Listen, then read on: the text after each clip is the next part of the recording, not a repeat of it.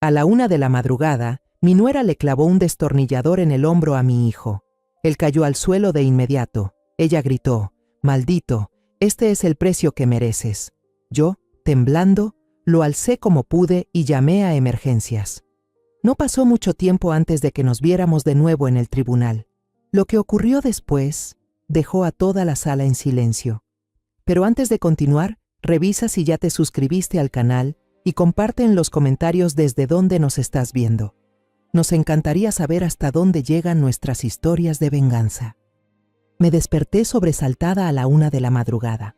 No fue por un ruido, sino por los ladridos roncos y constantes de Chucho, el perro, abajo en el patio. Me quedé quieta en la cama, con el corazón latiendo con fuerza, tratando de escuchar. La casa estaba sumida en la oscuridad.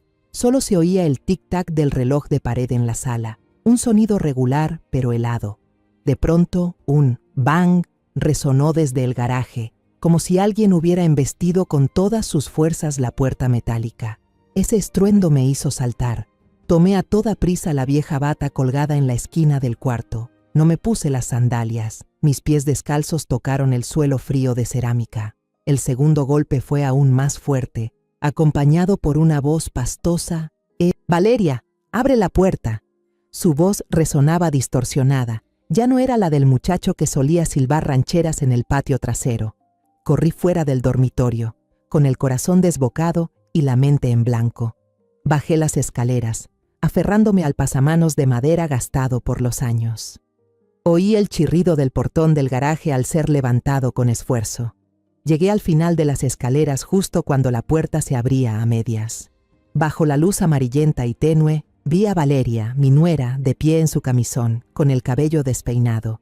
En su mano brillaba algo metálico, reflejando la luz de forma cortante. Entrecerré los ojos para distinguirlo, y el corazón se me detuvo al reconocerlo. Un destornillador largo. «Alejandro, estás borracho. Valeria, cierra la puerta, hija», grité con la voz rota por el pánico, corriendo hacia ellos. Pero Valeria no parecía oírme. Sus ojos estaban inyectados en sangre, el rostro deformado por la ira y el miedo. Gritó con una voz aguda que desgarró la noche: «Maldito, esto es lo que te mereces». Corrí hacia ella, extendiendo la mano para sujetar su brazo y detenerla, pero llegué un segundo tarde. Mis uñas apenas rozaron la tela delgada de su camisón. Vi cómo la punta del destornillador se clavaba directamente en el hombro derecho de Alejandro, muy cerca del cuello. No se oyó el sonido del metal atravesando la carne, pero lo sentí, como si una cuchillada me partiera el alma.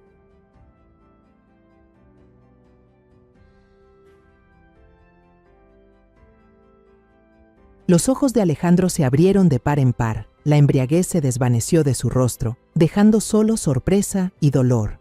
No gritó, solo emitió un leve gemido ahogado. Se arrodilló lentamente y luego cayó de lado. Su cuerpo pesado golpeó el suelo de cemento. La sangre comenzó a empapar su camisa blanca, gota a gota, extendiéndose como flores rojas oscuras. Valeria se quedó inmóvil. El destornillador cayó de su mano y chocó contra el suelo con un clang metálico que rompió el silencio mortal. Su cara estaba pálida, sin una gota de color, los ojos fijos en el charco de sangre que se agrandaba bajo el cuerpo inmóvil de su esposo. Sus labios temblaban. Quería decir algo, pero no pudo emitir sonido alguno. Salí de mi estupor y me arrodillé junto a Alejandro, sosteniendo su cabeza con una mano mientras con la otra presionaba la herida. La sangre caliente se me escurría entre los dedos, empapando mi palma, viscosa y aterradora. Sentí su respiración débil. Cada aliento era un hilo frágil que lo mantenía conmigo. «Llama a una ambulancia», grité a Valeria con la voz temblorosa, casi suplicante, pero ella seguía allí, paralizada, abrazándose la cabeza, los ojos fijos en la sangre. Temblando, saqué el teléfono del bolsillo de la bata. Tenía las manos cubiertas de sangre y la pantalla no respondía al tacto. Me limpié las manos en la tela blanca, dejando manchas rojas, pero no me importó. Marqué el 911. La voz me salía entrecortada cuando respondieron: «Ayuda, ayuden a mi hijo. Lo apuñalaron, en mi casa». Apenas escuchaba lo que decían al otro lado, solo repetía mi dirección una y otra vez, como una oración. Después llamé a la policía. En ese momento no podía pensar con claridad. Solo sabía que todo se había salido de control. Hay un crimen en mi casa, logré decir antes de que la garganta se me cerrara y no pudiera hablar más. Volví la vista hacia Valeria. Estaba desplomada en el suelo del garaje, con las manos en la cabeza, sollozando con fuerza. Sus gemidos desgarraban el aire.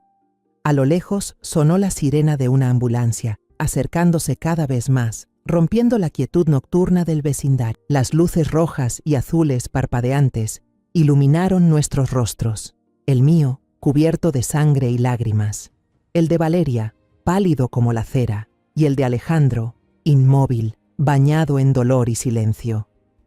10 minutos después, yo ya estaba sentada en una banca de plástico helada en la sala de urgencias del Hospital Santa María. El olor a desinfectante me quemaba la nariz, mezclado con el moho de las paredes viejas. A unos pasos de mí, en un rincón de la sala, 2 policías tomaban declaración a Valeria. El mayor, de cabello canoso y rostro curtido, se presentó como Ramírez. La otra era una oficial joven, de cuerpo menudo pero mirada aguda, que escribía algo en una libreta. Valeria estaba frente a ellos. Los hombros delgados le temblaban su cabello estaba despeinado, pegado a la frente. Aún vestía el pijama fino de anoche, ahora sucio de polvo y con algunas manchas secas de sangre. Su voz, débil y entrecortada, rompía el silencio del lugar. Él estaba borracho, me golpeó, yo solo quería que se detuviera. Tenía mucho miedo. Cada palabra suya era como un cuchillo clavándose en mi pecho. Quise levantarme, gritarle que yo lo había visto todo, que la vi tomar el destornillador, que la vi apuñalar a Alejandro sin vacilar. Pero cuando abrí la boca, el oficial Ramírez me miró con una frialdad que me paralizó, como si me ordenara quedarme quieta. Me mordí los labios, tratando de contener la rabia que hervía dentro de mí. No entendía por qué estaba tan furiosa. ¿Era porque Valeria había herido a mi hijo? ¿O porque, en el fondo, sabía que la historia no era tan simple como lo que había presenciado? La joven oficial le pidió a Valeria que se pusiera de pie. Con cuidado, levantó la manga del pijama de la chica, dejando al descubierto su brazo delgado. Bajo la luz blanca del hospital, apareció una marca morada en su muñeca, como si unos dedos invisibles siguieran apretándola. Contuve el aliento. Un escalofrío me recorrió la espalda. ¿Tiene alguna otra herida?, preguntó la oficial con voz suave pero firme. Valeria negó con la cabeza, aunque vaciló. Su mano temblorosa tocó su mejilla, medio oculta tras el cabello despeinado. La oficial, con delicadeza, apartó el mechón. 5 marcas rojas, una bofetada. Sentí que la garganta se me cerraba, como si alguien me apretara el cuello. No había visto esas heridas. Anoche, en medio del caos, solo había visto el destornillador, solo había escuchado el grito de Alejandro. Pero esos moretones, esas huellas, contaban otra historia, una que no quería aceptar. La rabia dentro de mí empezó a desmoronarse, como una pared vieja carcomida por el tiempo. Miré a Valeria, buscando en sus ojos algún rastro de odio, de maldad, algo que justificara lo que creía de ella. Pero lo único que vi fueron unos ojos hinchados, llenos de miedo y desesperación. No me miró. Bajó la cabeza, los hombros temblando como los de una niña perdida. Una enfermera salió de la sala de operaciones, interrumpiendo mis pensamientos. ¿Usted es Sofía, la madre del paciente Alejandro Rivera? Me puse de pie de golpe, casi cayéndome por lo débil que me sentía. Corrí hacia ella, el corazón me latía con fuerza, sin saber si temía o esperaba lo que iba a oír. El oficial Ramírez me siguió en silencio, como una sombra. «Ha perdido bastante sangre», dijo la enfermera, con voz serena pero cargada de gravedad. «Pero, por suerte, la herida no alcanzó la aorta. Ya terminamos la cirugía.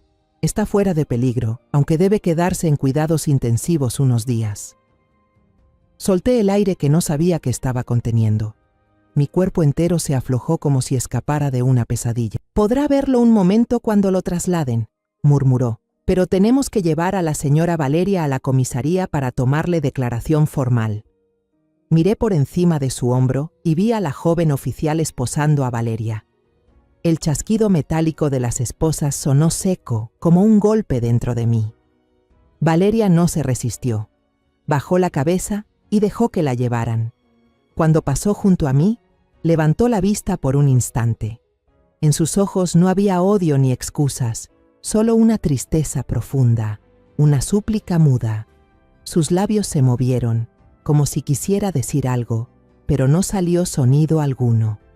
Agachó la cabeza y siguió caminando. Su figura pequeña se perdió tras la puerta. La puerta se cerró, dejando un silencio pesado. El pasillo del hospital se volvió opresivo. Me dejé caer en la banca, con la cabeza entre las manos. Miré mis dedos. Bajo las uñas aún quedaban restos secos de sangre, ya oscurecidos, como un recordatorio del horror de anoche. Intenté frotarlos, pero las manchas parecían haberse incrustado en mi piel, en mi mente. Una sola pregunta giraba sin cesar en mi cabeza. ¿Qué fue lo que realmente pasó en el garaje antes de que yo bajara? Una enfermera empujó un carrito con la merienda. El sonido de las ruedas chirriaba sobre el piso. Me ofreció un vaso de atole caliente y un trozo de pan dulce. El aroma a canela y vainilla del atole me dejó paralizada por un momento. En un instante, ese olor me llevó de regreso a aquellos días que ahora parecen pertenecer a otra vida, una vida en la que creí que mi familia sería feliz para siempre. Recuerdo aquella mañana de domingo. El sol cubría el patio trasero de mi casa como una manta dorada y cálida. Yo estaba junto al enrejado de bugambilias, mirando a Alejandro mientras intentaba arreglar algo con unas pinzas, silbando una vieja ranchera que su padre, mi difunto esposo, solía amar. Su silbido sonaba tan claro, tan alegre, que parecía borrar todas las penas del mundo bajo la luz del sol. «Mamá, esta enredadera se va a caer pronto», dijo Alejandro riendo, con el sudor brillando en su frente. «La voy a reforzar, para que pueda presumirla con las vecinas». Solté una carcajada, llena de orgullo por mi hijo, un hombre trabajador, siempre dispuesto a hacerme sonreír. Valeria salió. Su frente estaba perlada de sudor, pero su sonrisa brillaba como la luz del día. «Descansen un poco, hace demasiado calor», dijo con una voz clara y llena de vida. Nos sentamos bajo la sombra del viejo nogal, escuchando el canto de los pájaros y el pregón del vendedor de pan que pasaba por la calle. Alejandro extendió sobre la mesa los planos de construcciones Rivera y, entusiasmado, nos mostró las aulas que estaba construyendo para una aldea en las afueras.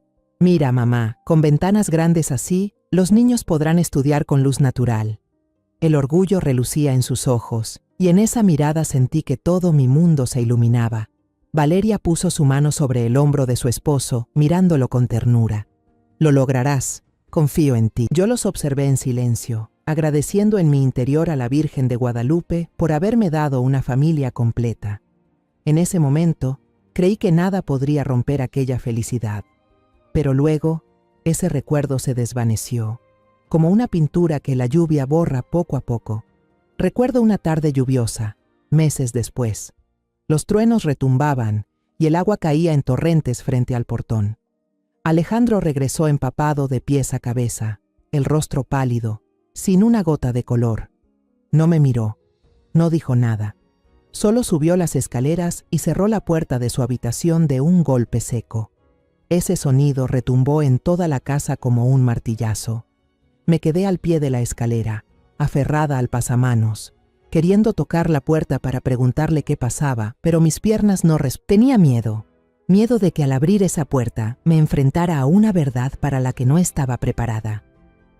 Esa noche escuché a Valeria llorar al teléfono. Su voz temblaba mientras hablaba con alguien. Me quedé afuera de la cocina, intentando oír sin ser descubierta. Alcancé a distinguir solo unas palabras: fraude, todo, los socios desaparecieron. No entendí del todo, pero mi corazón se hundió. Sabía que algo terrible había ocurrido y que estaba arrastrando a mi familia al abismo. Los días siguientes fueron un infierno. Empezaron a llegar desconocidos al portón, golpeando con fuerza y exigiendo dinero con voces amenazantes. Una mañana desperté y vi que la camioneta de Alejandro había desaparecido, remolcada durante la noche. El letrero de Construcciones Rivera, el orgullo de mi hijo, fue arrancado por él mismo en un arranque de rabia y arrojado al suelo del patio como un pedazo de basura.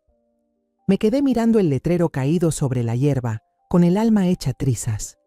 Quise recogerlo, limpiarlo y volver a colgarlo, pero sabía que eso no cambiaría nada.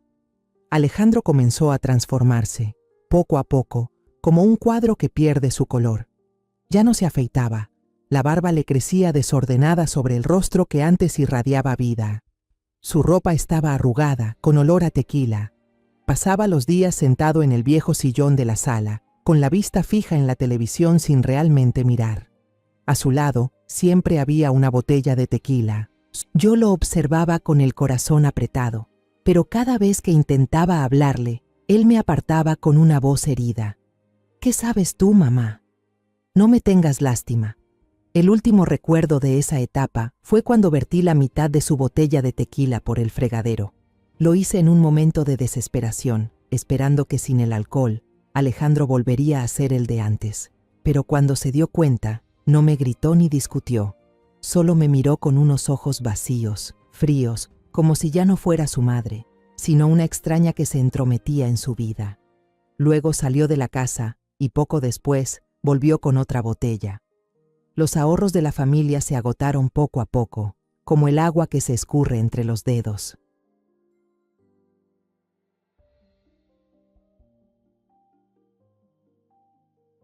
Una mañana, al abrir la puerta para recoger el correo, encontré pegado un papel amarillo en la madera vieja.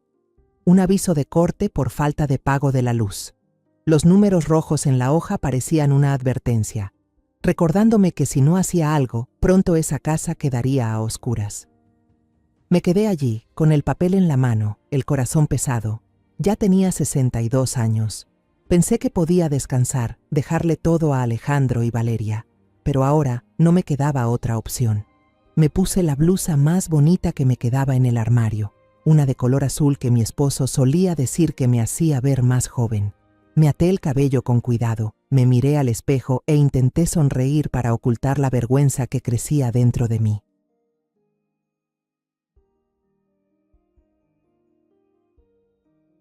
Luego salí de casa y caminé hasta el restaurante El Sazón de Doña Elvira, al final de la calle.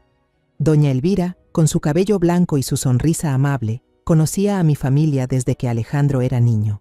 Me quedé frente al mostrador, respiré hondo y tragué mi orgullo antes de decir: Elvira, ¿tienes algún trabajo para mí?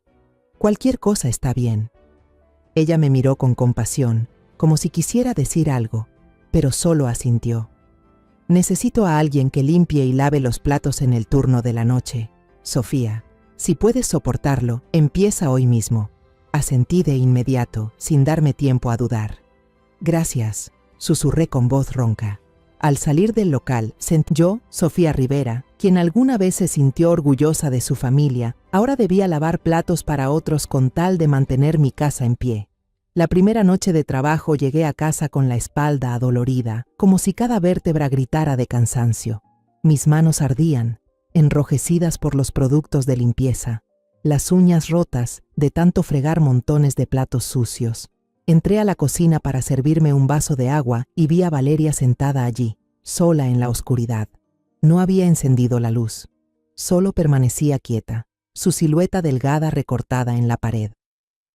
Me detuve, sin saber qué decir.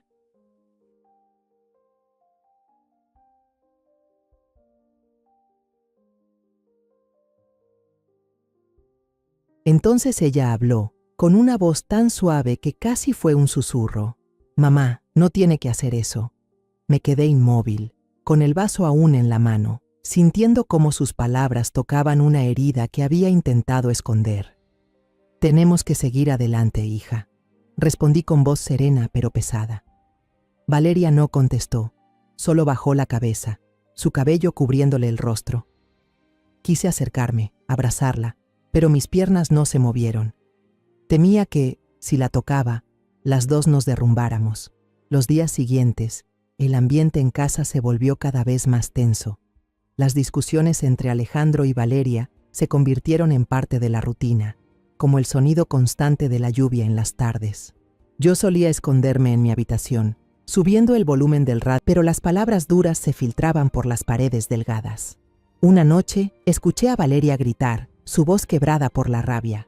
«Mírate, ¿todavía te consideras un hombre o solo un cuerpo vacío que sabe beber? Mira a tu madre. Es una anciana, con las manos arrugadas e hinchadas por limpiar baños ajenos. ¿No te da vergüenza? Al menos podrías tener compasión por ella». Me senté en la cama, abrazando el radio, con las lágrimas cayendo en silencio. Las palabras de Valeria fueron como una cuchilla, no porque estuvieran equivocadas, sino porque eran la verdad que yo no quería enfrentar. Alejandro no respondió. Solo se oyeron botellas chocando, como si buscara otra de tequila para ahogarse. Quise salir corriendo, gritarles a los dos, pero me quedé quieta, dejando que el silencio me envolviera. A la mañana siguiente, cuando abrí el bolso del mercado, vi unos billetes de 200 pesos cuidadosamente doblados en el fondo. Estaban ordenados con esmero, como una disculpa muda. Sabía que eran de Valeria. Quise devolvérselos, decirle que no los necesitaba, que yo podía arreglármelas sola. Pero cuando salí, ella ya se había ido al trabajo. Sostuve los billetes con fuerza, con el corazón encogido.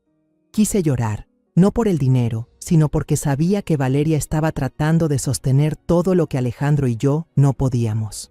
Eso se repitió varias veces. A veces encontraba dinero escondido en el frasco del azúcar, billetes pequeños doblados con cuidado como un secreto. Otras veces, entre las páginas de los libros de cocina que solía leer, como si Valeria quisiera que los descubriera por casualidad. Cada vez que eso ocurría, sentía una mezcla de gratitud y vergüenza. Quería decirle que no era necesario, que no lo merecía, pero nunca tuve el valor. Una vez, me resfrié gravemente después de limpiar bajo la lluvia en el restaurante. Me quedé en cama, con fiebre y mareos. Valeria entró con un tazón de sopa de pollo caliente y unas medicinas. El olor a cebolla y cilantro me recordó los días en que cocinábamos. Le tomé la mano, delgada y fría. Quise decirle que tuviera paciencia, que le diera tiempo a Alejandro, pero antes de que pudiera hablar, ella retiró su mano y salió del cuarto. La puerta se cerró, dejándome sola con la sopa humeante y un dolor sin nombre. Miré los billetes arrugados en mi mano y entendí que no eran solo dinero. Eran el silencio de Valeria, su manera de evitar que la familia se desmoronara. Y también eran mi silencio, al aceptarlo sin atreverme a preguntar por qué. En la sala de espera del hospital, la luz del amanecer entraba por la ventana, débil pero suficiente para hacerme entrecerrar los ojos. De pronto comprendí que la tragedia de anoche no fue una tormenta inesperada.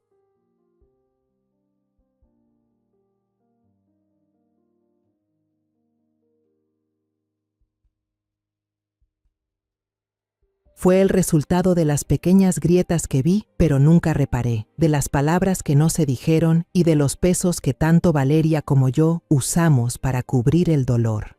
El teléfono en mi bolsillo vibró, interrumpiendo mis pensamientos dispersos. La voz del oficial Ramírez sonó al otro lado de la línea, grave y constante. «Señora Sofía, Alejandro ha recuperado completamente la conciencia. Puede ir a visitarlo. La policía ya terminó de revisar la escena. Puede volver a casa a recoger algunas pertenencias para él». Asentí. Cuando el coche dobló hacia el callejón que llevaba a mi casa, vi a varios vecinos reunidos frente al portón, murmurando. Callaron al verme, evitando mi mirada, como si yo fuera un fantasma saliendo de la pesadilla de anoche. La puerta del garaje seguía sellada con la cinta amarilla de la policía, brillando bajo el sol como una herida que aún no cicatrizaba. Cerré el puño, tratando de controlar la respiración, y abrí la puerta principal con la llave.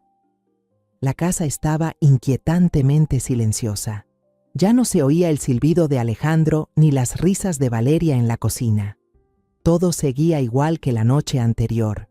El viejo sillón donde Alejandro solía sentarse, la taza de café a medio tomar sobre la mesa, las sandalias de Valeria tiradas en un rincón. Pero ya no quedaba el calor de la vida. El perro, Chucho, salió corriendo hacia mí. Se enroscó entre mis piernas y gimió, como si intentara consolarme. Me arrodillé, acariciando su cabeza, con un nudo en la garganta. «Solo quedamos tú y yo, ¿verdad, Chucho?», susurré, y él lamió mi mano como si asintiera. Subí a la habitación de Alejandro, concentrándome en lo que debía hacer. Saqué del armario una muda de ropa limpia, una camisa azul que le gustaba, unos jeans que aún olían a suavizante. Busqué su cepillo de dientes, un tubo nuevo de pasta y una toalla suave. Al pasar frente al baño, me detuve. Su crema de afeitar seguía abierta, junto al lavabo, junto a una cuchilla mellada. Sentí una punzada en el pecho, como si tocara un recuerdo roto. Recordé las mañanas en que él se afeitaba ahí, sonriendo mientras me contaba sus proyectos.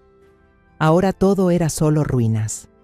Bajé las escaleras, dispuesta a irme, pero mi mirada se detuvo en la ventana que daba al garaje. En una esquina, cerca del techo, había un pequeño punto negro, inmóvil, observándome. La cámara de seguridad. Me quedé helada, el corazón golpeando con fuerza. La había olvidado.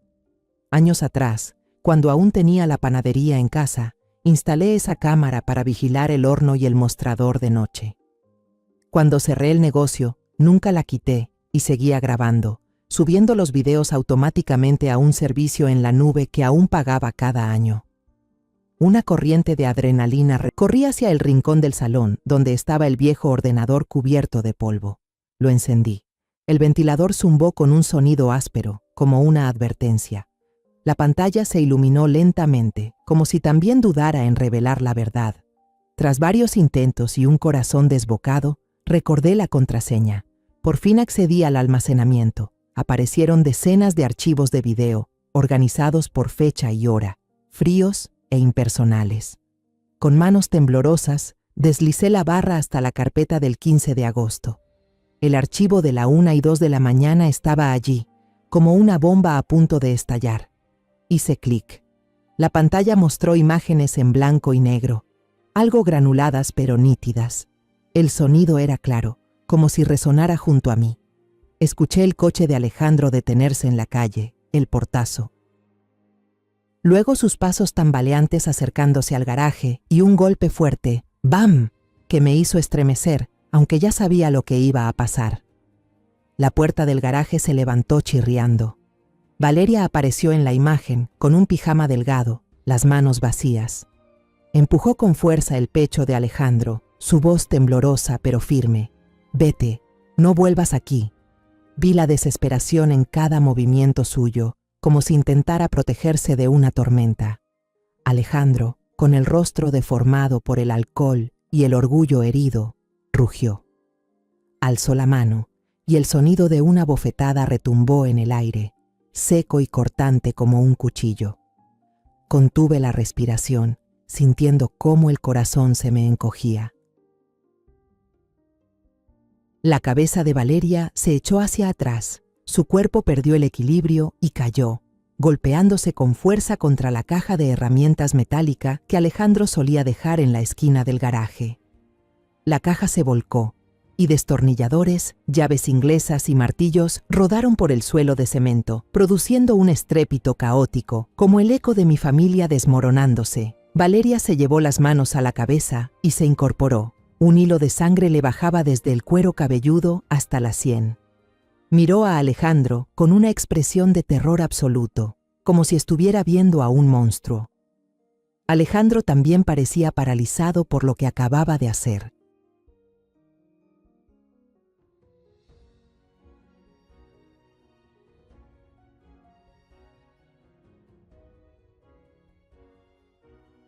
Retrocedió un paso, los brazos colgando a los lados.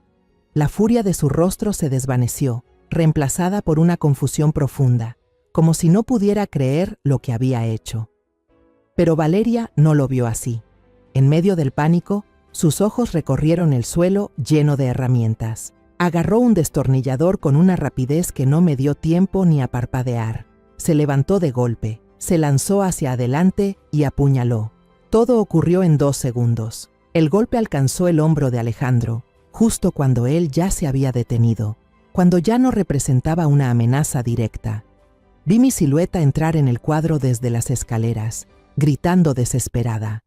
Luego el video terminó y la pantalla volvió a quedar completamente negra. Me quedé inmóvil frente al computador, con la mano sobre el ratón, sin atreverme a moverme. La verdad no me liberaba, me encadenaba. Mi hijo, Alejandro, había sido quien comenzó todo, con esa bofetada brutal.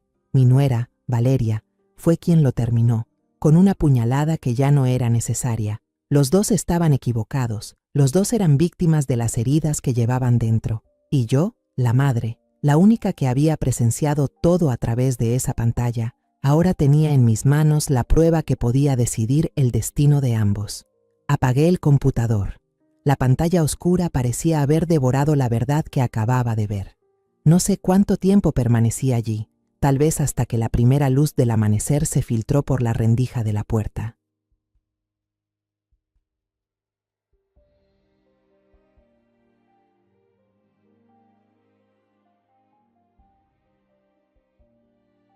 Chucho, el perro, yacía a mis pies, gimiendo suavemente, como si también sintiera el dolor que me estaba ahogando. Le acaricié la cabeza y susurré: «Tú también estás cansado, ¿verdad?». A la mañana siguiente regresé al hospital, con las piernas pesadas como si llevaran plomo. Alejandro había sido trasladado a una habitación normal. Entré y lo vi acostado en la cama, el hombro envuelto en vendas blancas, el rostro pálido, los ojos hundidos. Al verme, giró la cara y murmuró: «Mamá».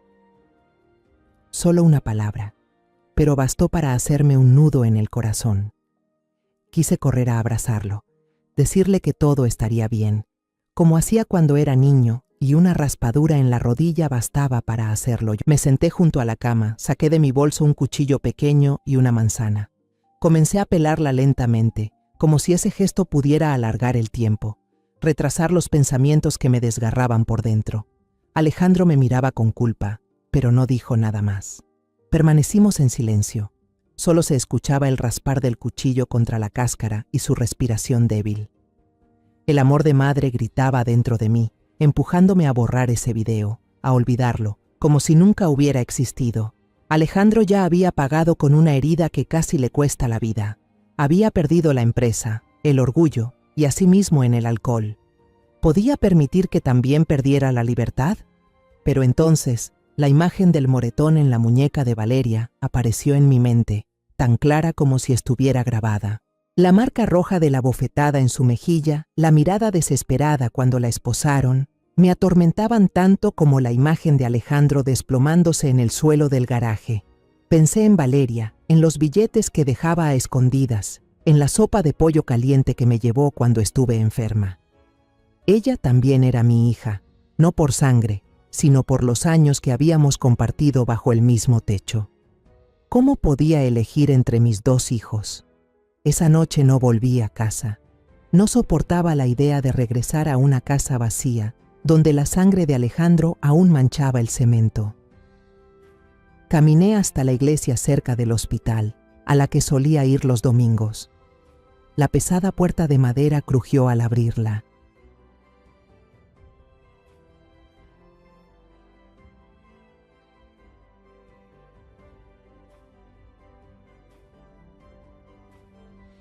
Dentro, el templo estaba desierto, iluminado solo por las velas que titilaban ante la figura de Jesús en la cruz.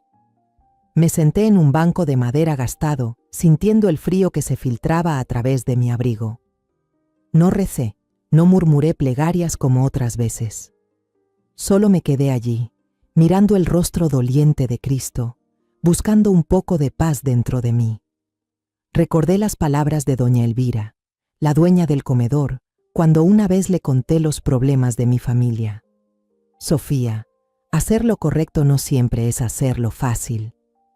Aquella frase, simple pero punzante, resonaba ahora en mi cabeza. Pensé en las veces que había criticado a las madres que defendían, pero ahora, frente a esta decisión, entendí que no era tan sencillo como creía. El amor por Alejandro, el dolor de ver a Valeria esposada, ambos me desgarraban, me hacían querer huir de todo. Me senté en la iglesia hasta que amaneció. Los primeros rayos del sol se filtraron por los vitrales, proyectando manchas de luz brillante sobre el suelo de piedra. Cuando salí, ya había tomado una decisión. Sentía el corazón pesado, como si cargara el mundo entero, pero mi conciencia estaba en paz. Sabía que no podía seguir callando, que no podía permitir que la verdad quedara enterrada en un disco en la nube. No llamé al abogado, ni intenté ocultar nada. En su lugar, caminé hasta la oficina de un notario en el centro de Oaxaca. Era un hombre mayor, de lentes gruesos y voz pausada. Le pedí que hiciera una copia del archivo de video en una memoria USB y luego sellara tanto el USB como mi computadora portátil con su firma y su sello oficial. ¿Está segura, señora Sofía?, me preguntó, mirándome con cautela. Asentí, con voz firme. Necesito asegurarme de que no sea alterado. Quería que la verdad quedara protegida, que no pudiera ser manipulada ni negada. Al salir de la notaría, me quedé parada en medio de la calle ruidosa, con la mano apretando la pequeña memoria en el bolsillo del abrigo. Saqué el teléfono, respiré hondo y llamé al oficial Ramírez. Señor Ramírez, dije con voz serena, como si leyera una declaración. Soy Sofía Rivera. Tengo pruebas relacionadas con el caso de mi hijo. Del otro lado hubo silencio durante unos segundos, tan largos que pensé que había colgado. Luego habló, con voz grave. ¿Está segura, señora Rivera? Miré por la ventana, observando a la gente apurada, los autobuses ruidosos. La vida seguía, aunque mi familia se hubiera desmoronado. Estoy segura, respondí. Solo quiero que se esclarezca la verdad. Al colgar, sentí una lágrima caliente recorrerme la mejilla. No era de tristeza, sino de aceptación. Había elegido la verdad, aunque el precio fuera la destrucción de mi familia. El día del juicio, el cielo de Oaxaca estaba... Me temblaban las manos al recogerme el cabello, y tuve que respirar profundamente para no derrumbarme. La sala del tribunal era pequeña y sofocante. El olor a madera vieja mezclado con papeles húmedos me hizo difícil respirar. En la pared del frente colgaba una gran cruz, observándonos a todos, silenciosa, pero juzgadora. Me senté en la primera fila destinada a los testigos, sintiendo las voces bajas detrás de mí, las miradas curiosas de extraños que querían saber más sobre la tragedia de mi familia. Bajé la cabeza, intentando hacerme pequeña, pero cada murmullo era como una aguja clavada. Mi hijo había adelgazado mucho, su rostro se veía demacrado y el traje prestado le quedaba grande. La cicatriz en su hombro, aunque cubierta por la camisa, dejaba entrever un enrojecimiento que parecía recordarle aquella noche terrible. Evitaba mirarme, con la vista fija en sus manos entrelazadas sobre la mesa, incapaz de enfrentar a su madre. Valeria estaba en el banco de los acusados, no muy lejos de Alejandro, aunque la distancia entre ellos parecía un océano. Llevaba un vestido color crema sencillo, el cabello recogido con cuidado, pero su aspecto era frágil, casi etéreo, como una hoja que el viento podía arrastrar en cualquier momento. Su abogada, una mujer joven de mirada aguda, le susurraba al oído constantemente, tratando de infundirle valor. Valeria permanecía inmóvil, con las manos apretadas sobre las rodillas y los ojos bajos, como si hubiera aceptado su destino. El juicio comenzó. El fiscal, un hombre de mediana edad con un espeso bigote y voz firme, se levantó para presentar el caso. Describió a Valeria como una esposa fría y despiadada que atacó sin piedad, aprovechando que su marido estaba ebrio.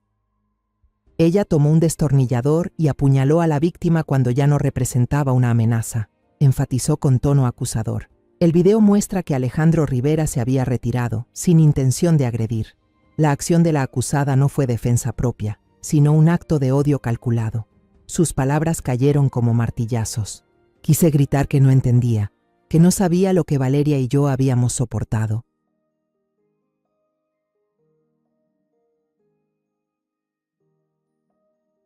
Pero me quedé quieta, aferrando con fuerza el borde del asiento, conteniendo las lágrimas. La abogada de Valeria se levantó. Su voz resonó clara, llena de convicción. Pintó un cuadro totalmente distinto, el de la caída de Alejandro, los meses de indiferencia, los insultos y la carga económica que Valeria había soportado sola. «Señoría», dijo con tono firme pero compasivo, «Valeria no es una agresora, es una mujer acorralada que vivía con miedo y desesperación». Mostró fotos de los moretones en sus muñecas, de la marca de una bofetada en su mejilla. Cada imagen era como una puñalada en mi corazón. «Esto no fue un ataque», continuó.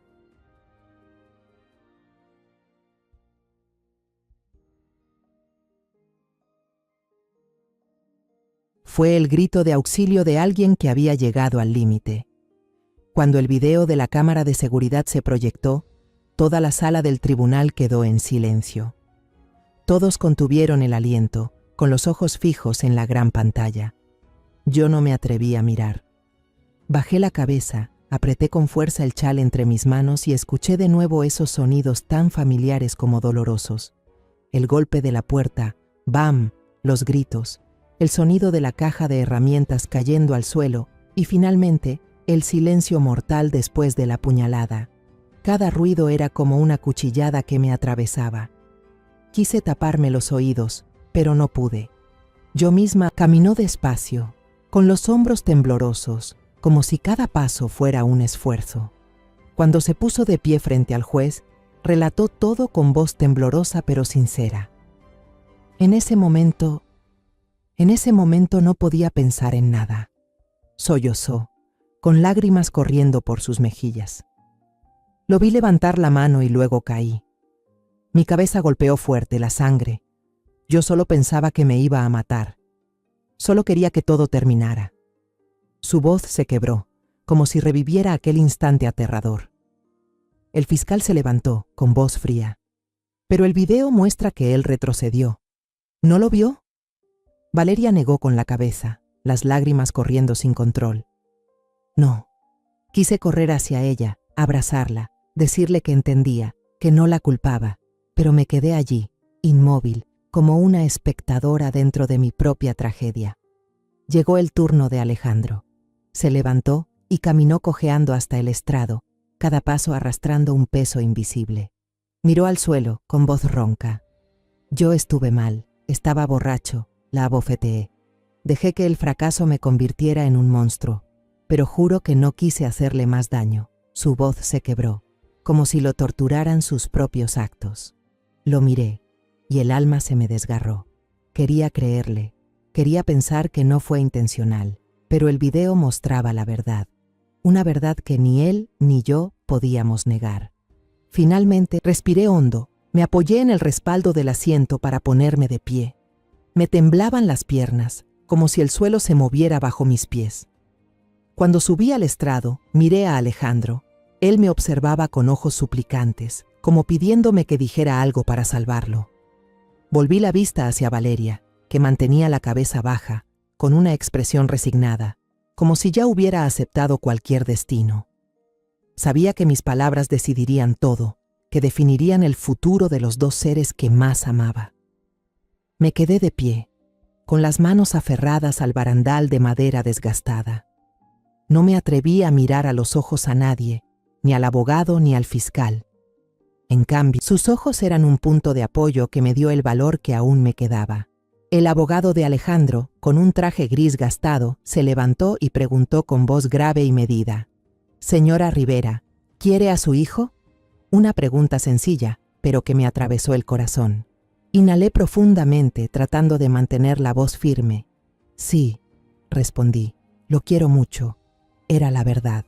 No importaba lo que Alejandro hubiera hecho o en qué se hubiera convertido. Seguía siendo el hijo que tuve en mis brazos, al que arrullé cada noche, al que vi crecer lleno de sueños. El abogado asintió, como si esa fuera la respuesta que esperaba.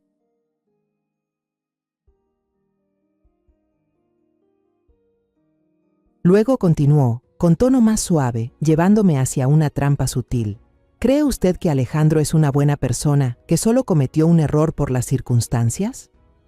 Toda la sala contuvo el aliento, esperando mi respuesta. Miré a Alejandro.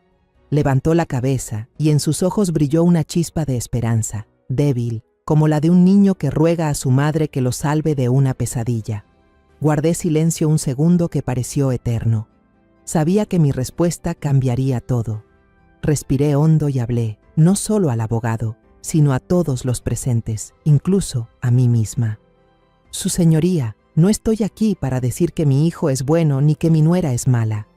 Mi voz resonó clara, aunque cargada de emoción. Mi hijo se equivocó, dije, con voz temblorosa pero firme.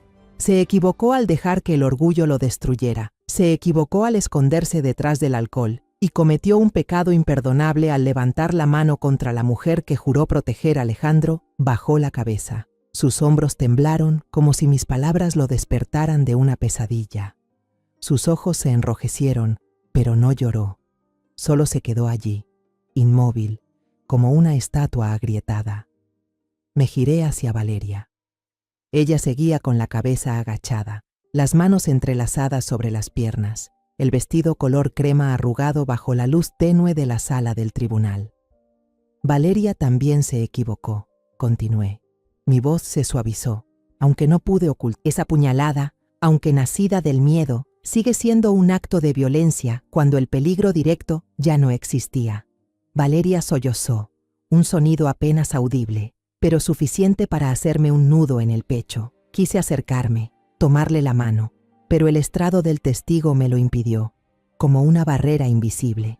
Finalmente, miré directamente al juez, sintiendo que me enfrentaba a mi propia conciencia. Y yo, dije, la voz quebrada, yo también me equivoqué. Aquellas palabras sonaron como una confesión, desnuda y dolorosa. Soy la madre, la adulta de la casa, pero guardé silencio. Vi las grietas en mi familia y no las intenté reparar. Escuché las discusiones de Alejandro y Valeria, pero subí el volumen del radio para no oírlas. Acepté el dinero que Valeria me daba a escondidas, creyendo que así calmaba mi culpa, como si esas monedas pudieran ocultar el dolor que los tres cargábamos. Vi cómo mi familia se desmoronaba poco a poco y no hice nada. Me detuve, respiré hondo, intentando contener las lágrimas que amenazaban con salir. La sala estaba en silencio. Solo se oía la lluvia golpear las ventanas y los sollozos de Valeria. Me volví hacia ella. Aunque entre nosotras había toda una sala, quería que me escuchara. Lo siento, Valeria, dije con la voz rota, en nombre de Alejandro y en nombre de mi propia cobardía. No te protegí, no los protegí a ninguno de los dos. Pido al tribunal que sea justo, que no cargue toda la culpa sobre ella, pero que tampoco... Ambos son víctimas, y ambos también culpables. Me quedé allí, sintiendo que toda mi fuerza se había ido. El abogado de Alejandro abrió la boca, como queriendo decir algo, pero luego guardó silencio, como si entendiera que ya no quedaba nada por añadir. El fiscal, con su espeso bigote, solo tomaba notas. Su mirada ya no era tan fría como antes. El juez me miró y asintió levemente, como reconociendo que había dicho la verdad. Bajé del estrado con las piernas pesadas como plomo. No miré ni a Alejandro ni a Valeria. No pude enfrentar sus ojos. Regresé a mi asiento. Me envolví en mi chal y sentí el frío de la sala penetrar mi piel. En ese momento ya no sentía miedo. Había dicho mi verdad, no para defender a nadie ni para acusar, sino porque no quería seguir viviendo en silencio. No quería que las heridas de mi familia siguieran sangrando. La lluvia afuera parecía más fuerte, como si cantara una canción triste por lo que habíamos perdido. Alcé la vista hacia el crucifijo en la pared. Los ojos de Jesús parecían mirarme, no con juicio, sino con compasión. Sabía que el juicio continuaría, que habría una sentencia, y que mi familia nunca volvería a ser la misma. Pero también sabía que por primera vez en mucho tiempo había hecho lo correcto, por doloroso que fuera. Una semana después del juicio, el cielo de Oaxaca seguía gris, pero la lluvia había cesado. Solo quedaban gotas brillando en las hojas de los árboles. Entré en la sala. Mi blusa negra se había vuelto parte de mí, como una armadura que ocultaba un corazón sangrante. El ambiente ya no era tenso, pero la hostilidad se había transformado en una tristeza resignada, como si todos supiéramos que nadie saldría de allí vencedor. Me senté en la primera fila, sujetando mi chal, evitando mirar el crucifijo. Alejandro y Valeria estaban en lados opuestos, separados por un vacío invisible. No se miraban, no hablaban, como dos extraños. El juez, con su cabello canoso y voz grave, comenzó a leer la sentencia. Dijo que el tribunal había tomado en cuenta mi testimonio, considerándolo un reflejo sincero de la tragedia familiar. La señora Sofía Rivera ha dicho la verdad, sin favorecer a ninguna de las partes, afirmó, y su mirada se cruzó brevemente con la mía, como un reconocimiento silencioso. Incliné la cabeza, sintiendo que me quitaba un peso de encima, aunque un nuevo dolor se abría paso en mi interior.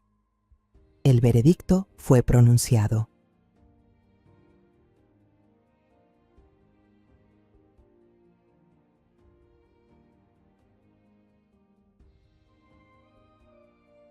Alejandro fue declarado culpable de agresión y condenado a 12 meses de tratamiento obligatorio contra el alcoholismo en un centro de rehabilitación en las afueras de Oaxaca, además de 200 horas de trabajo comunitario, específicamente en la reparación de un centro para mujeres víctimas de violencia.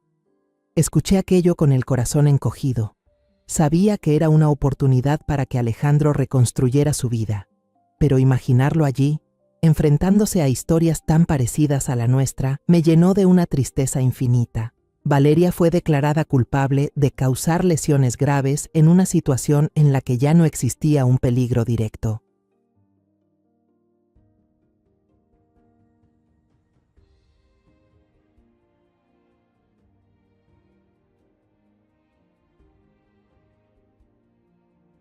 Sin embargo, teniendo en cuenta las circunstancias de fuerte conmoción, los meses de violencia psicológica y física que sufrió, junto con su inestabilidad emocional prolongada, el tribunal la condenó a 2 años de prisión condicional y la obligó a asistir a sesiones de terapia psicológica. Valeria bajó la cabeza, sin reaccionar, como si ya estuviera preparada para cualquier veredicto. Cuando el juez golpeó el mazo, no se oyó ningún suspiro de alivio ni llanto de protesta. Solo un silencio pesado cubrió toda la sala. Miré a mi alrededor y vi rostros desconocidos, miradas que antes eran de curiosidad y ahora reflejaban compasión. Pero ninguno de nosotros se sintió vencedor. No había ganadores en esta historia. Después del juicio, mientras la gente se retiraba, vi a Alejandro en una esquina del pasillo, con la mirada fija en el suelo y las manos hundidas en los bolsillos. Valeria estaba en la esquina opuesta, mirando por la ventana las gotas de agua que aún quedaban en el cristal. No se miraron, no hablaron, como si ambos intentaran olvidar la existencia del otro. Me quedé en medio del pasillo, sintiendo que me partía en dos. Quería correr y abrazarlos a los dos, decirles que aún los amaba, pero sabía que esas palabras ahora no significaban nada. Me acerqué primero a Alejandro. Levantó la cabeza al oír mis pasos, pero sus ojos se apartaron, como si temiera enfrentarse a mí. Lo miré. Vi las nuevas arrugas en su rostro que alguna vez fue radiante. Los ojos que antes brillaban de orgullo y ahora solo mostraban arrepentimiento. Puse mi mano en su hombro, le di unas palmaditas suaves y traté de mantener mi voz firme. «Empieza de nuevo, hijo. Haz lo correcto». Asintió, con lágrimas corriendo por sus mejillas, pero no dijo nada más. Me di la vuelta y lo dejé con su propio dolor. Caminé hacia Valeria. Se giró al oírme, sus ojos aún hinchados, pero ya sin la desesperación de antes. «Gracias, mamá», dijo en voz baja, temblorosa pero sincera. La miré, recordando a la joven que alguna vez llevaba limonada al patio, que reía bajo las bugambilias. «Cuídate», respondí con su... Entre nosotras había una herida demasiado profunda para cerrarse con un abrazo. Pero en ese instante sentí una comprensión silenciosa, como si ambas supiéramos que, aunque ya no éramos familia, compartíamos un mismo dolor. Semanas después, los papeles de divorcio de Alejandro y Valeria se completaron. Alejandro empacó sus cosas, dejando una habitación vacía con unas pocas cajas en una esquina. Me dijo que se iría a Ciudad de México, que buscaría un nuevo trabajo y empezaría una nueva vida. «Lo intentaré, mamá», dijo con voz ronca antes de salir de casa con una vieja maleta. Me quedé en la puerta mirando cómo su silueta dejó una nota pequeña, con una sola frase: «Gracias por todo, mamá». La tomé, la leí una y otra vez, pero no encontré palabras para responder. Solo supe que, al igual que Alejandro, ella también intentaba curar sus heridas. Regresé a la casa vacía. Entré en la habitación de Alejandro y Valeria, donde alguna vez resonaban risas, donde habían compartido tantos sueños. Las sábanas aún conservaban las arrugas de la última noche que durmieron allí. Sobre el tocador, un pasador de Valeria brillaba solitario bajo la luz. Me senté al borde de la cama, y una ola de soledad me envolvió como un mar furioso. Puse las fotos de su boda en una caja de madera, sin atreverme a mirarlas mucho tiempo, temiendo no soportarlo. Mientras limpiaba el garaje, la policía me había devuelto los objetos del lugar del incidente. Entre ellos estaba el destornillador, envuelto en una bolsa sellada. Me puse guantes y lo saqué con cuidado. La sangre había sido limpiada, pero aún sentí su frialdad espeluznante, como si conservara los recuerdos de aquella noche. No lo tiré. Lo llevé al grifo del patio y lo lavé a fondo, dejando que el agua arrastrara los restos del desastre. Lo sequé y lo guardé en una caja de madera que pertenecía a mi esposo. La coloqué en el compartimento más bajo del armario de la cocina, el que casi nunca abría, como una forma de encerrar el pasado.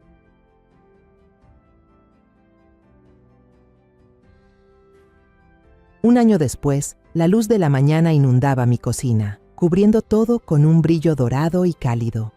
Ya no era solo el lugar donde cocinaba para mi familia, ahora era un pequeño taller, donde el olor a harina, levadura y canela se mezclaba, creando un ambiente acogedor como un abrazo suave. En la pared frente al horno colgué una tablilla de madera con la inscripción La Esperanza Panadería. Panadería de la Esperanza. Ese nombre no era solo un título, sino una promesa para mí misma, que de los fragmentos del pasado aún podía construir algo con sentido. Alrededor de la gran mesa de madera en medio de la cocina había 6 alumnos, cada uno con su propia. Estaba doña Carmen, una mujer mayor con ojos siempre tristes, como si llevara el peso del mundo sobre los hombros. Estaba Miguel, un joven con una cicatriz tenue en la ceja, siempre callado pero con una tormenta silenciosa en la mirada. Las demás mujeres, con sonrisas vacilantes y ojos cautelosos, eran personas que conocí en el centro comunitario, víctimas de violencia doméstica, y también algunas que habían cometido errores y buscaban una nueva oportunidad. No solo les enseñaba a hacer conchas o pan de muerto, los panes tradicionales de Oaxaca. Les enseñaba a tener paciencia al amasar, como la paciencia que se necesita para enfrentar el dolor. Les enseñaba a reconocer cuándo la masa estaba lista, como cuando uno aprende a reconocer el momento adecuado para abrir. Hoy, mientras esperábamos que los panes se hornearan, nos sentamos alrededor de una tetera de té de manzanilla. El vapor que salía de las tazas suavizaba el frío de la mañana. El ambiente era tranquilo, solo se oía el crepitar del horno y los susurros de las historias. De pronto Miguel habló, por primera vez desde que se unió al taller. Su voz era ronca, como si cada palabra tuviera que luchar por salir. Pensé que la rabia era la única forma de sentirme vivo, pero casi destruyo a mi familia. Bajó la cabeza, apretando la taza como si temiera que se le cayera. Doña Carmen, frente a él, le puso una mano en el hombro. Su mirada era suave pero llena de comprensión. Yo también guardé silencio, dijo pero al final ese silencio me mató antes de que me diera cuenta. Los demás escuchaban, sin juzgar, sin interrumpir. Yo me quedé ahí, observándolos, sintiendo que esta cocina no era solo un lugar para hornear, sino un refugio donde las verdades dolorosas podían ser dichas. No hablé, solo serví más té, pero dentro de mí sentí un consuelo extraño. Estas personas, con sus historias, me estaban ayudando a sanar, aunque nunca lo hubiera admitido en voz alta. A veces recibo noticias de Alejandro y Valeria, los pedazos que quedan de mi familia. Sigo con las terapias y no he bebido una gota de alcohol en 6 meses. Estoy aprendiendo a perdonarme. Al final añadió, te extraño. Sostuve la postal, leyéndola una y otra vez, con el corazón dolido y cálido a la vez. No sé si Alejandro podrá recuperar a la persona que fue, pero tengo esperanza, aunque sea una chispa diminuta. Valeria no escribe, no llama, pero en el Día de la Madre, un repartidor tocó la puerta con una canasta de flores de manzanilla, mis favoritas desde joven. No había tarjeta ni mensaje, pero supe que venían de ella. Puse la canasta sobre la mesa, junto a las conchas recién salidas del horno, y sonreí. El timbre del horno me sacó de mis pensamientos. Me puse los guantes y saqué la bandeja. Las conchas doradas desprendían un aroma dulce, como un recordatorio de que la vida sigue. Los alumnos aplaudieron, reían, admirando los panes aún calientes. Los miré mi pequeña cocina y sentí un poco de orgullo.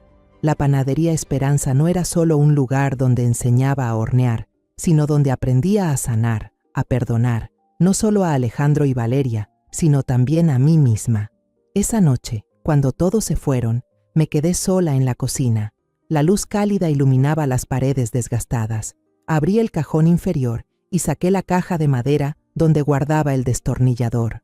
Levanté la tapa y lo observé ahí, brillante y frío. Ya no era un símbolo de tragedia. Para mí, era un recordatorio de que toda herida, por profunda que sea, puede convertirse en una lección, que el silencio puede destruir una familia, pero la verdad, aunque duela, tiene el poder de sanar. Cerré la caja, la guardé en su lugar y me preparé una taza de té de manzanilla. Me senté junto a la mesa, escuchando el tic-tac del reloj y el murmullo del viento que pasaba entre las bugambilias del patio. La vida me quitó una familia, pero también me dio una misión. De los pedazos rotos del ayer, hoy horneo panes de esperanza para el mañana. La historia que acabas de escuchar ha sido modificada en nombres y lugares para proteger la identidad de los involucrados. No la contamos para juzgar, sino con la esperanza de que alguien escuche y reflexione. ¿Cuántas madres están sufriendo en silencio dentro de su propio hogar? Me pregunto sinceramente, si tú estuvieras en mi lugar, ¿qué harías? ¿Elegirías el silencio para mantener la paz o te atreverías a enfrentarlo todo para recuperar tu voz? Quiero saber tu opinión, porque cada historia puede ser una vela que ilumine el camino de otro. Dios siempre bendice, y estoy segura de que el valor nos llevará a días mejores. Por ahora, en la pantalla final dejaré 2 de las historias más queridas del canal. Estoy segura de que te sorprenderán. Gracias por quedarte conmigo hasta este momento.